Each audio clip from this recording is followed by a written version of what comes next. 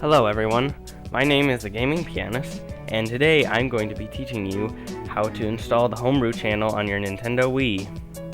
So first off, a few things that we're going to need to be able to do this is an SD card. It can be anywhere from 2 to 32 gigabytes in size, and a Wii Remote without Motion Plus built into it.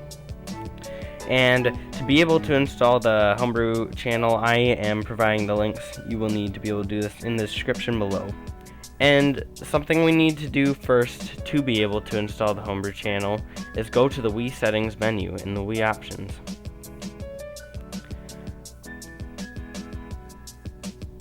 Once you have gotten there, look at the top right of your screen and you'll notice it says version 4.3 and then it should say a letter there. Now the letter is going to differ depending on what region you're in. Mine says U because I live in the United States. Some Wiis will say E for Europe, J for Japan, or K for Korea. And mine says 4.3U. Whatever yours is, please note it down now so you will be able to do this right. And if your Wii does not say 4.3, if it's a number lower than that, connect to the internet.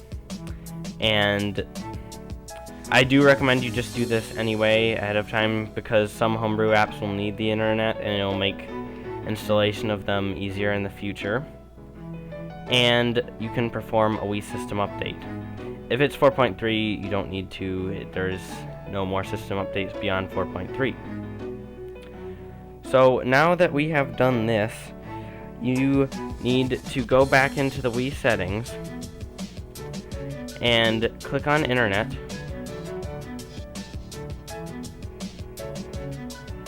and click console information. Right here it should show your Wii's MAC address. Now you're going to need to write this down as you're also going to need this for the installation of the Homebrew channel.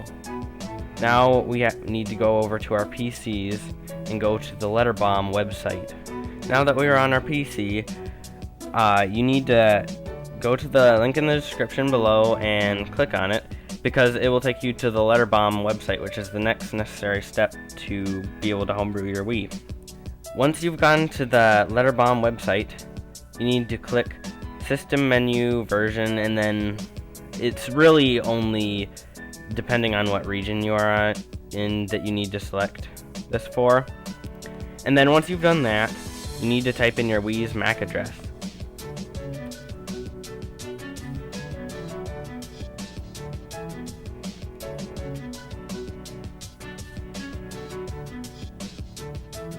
Once you have typed in your Wii's MAC address, you need to check the box that says I'm not a robot. Once you have done that, you can cut either the red or the blue wire. It's kind of meant to be a joke. It doesn't really matter, it'll still download the same exact files. And then save your zip folder to your desktop. Once we are on our desktop and have the zip folder, right click it and click Extract All. Once you have done this, you need to insert your SD card. Once you have inserted your SD card, you need to extract the private folder and the boot.elf file over to the root of your SD card. And once you have done that, you will be able to eject your SD card. Now that you have done this, you will need to go back to your Wii and hit the back button a few times. And on your Wii system menu, you need to go to the Wii message board, and you will find the Letterbomb on here. It could be a few days forward or a few days back depending on how your time's set on there. But I found mine on yesterday, and once you've found it, click A.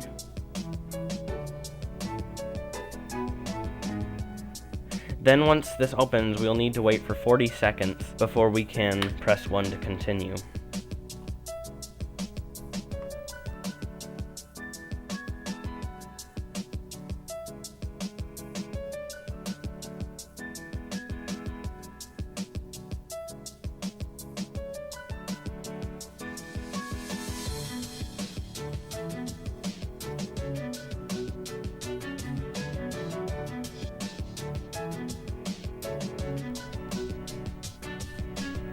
Once you have pressed 1, a menu should come up for the Hack Me installer. Your controller should be hovering over the button Continue. To continue, press the A button.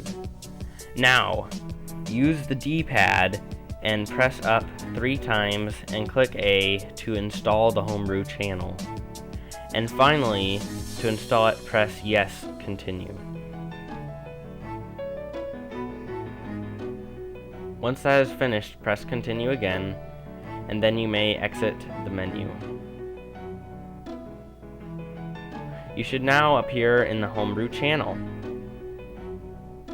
Once you have gotten here, you can hit the home button and click exit to system menu. This will take you back to the regular Wii system menu.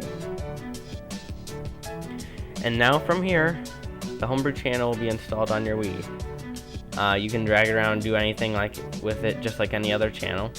It even has its own music and animation on it when you open it up. So just to get into it, you press start. And once you've done that, you will notice that there is nothing on here. I mean, it's pretty empty.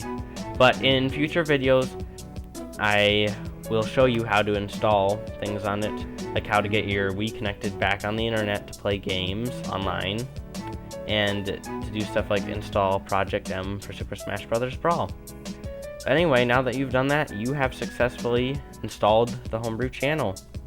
Well, that is all for this video today.